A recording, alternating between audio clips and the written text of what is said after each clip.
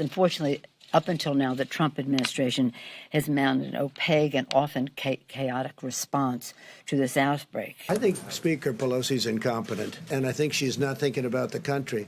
And Nancy Pelosi, I mean, she should go back to her district and clean it up.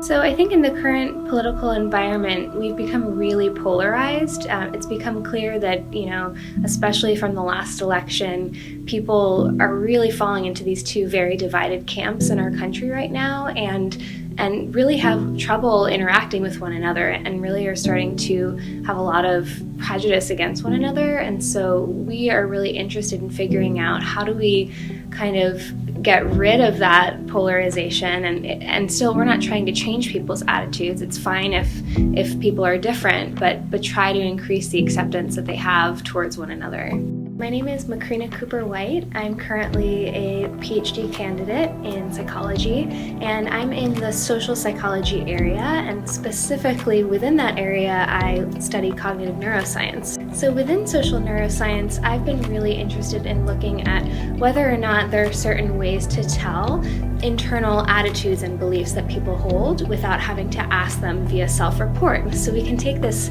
portable neuroimaging, go out into the world, and using machine learning techniques, try to parse out from people watching videos, were people resonating with a video on kind of one topic, or were they resonating on a video with a video that was on another topic?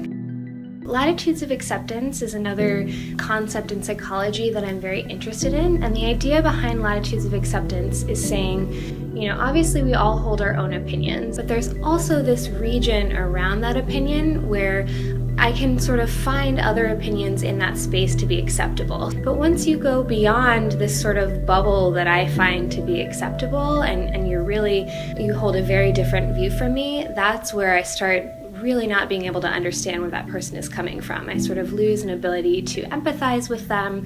I think they're crazy. I just can't understand how they could possibly hold that view. So it might depend on how much you care about the issue. If you care about an issue a lot, you're likely to have a smaller latitude of acceptance because, you're really firm in that belief that you have.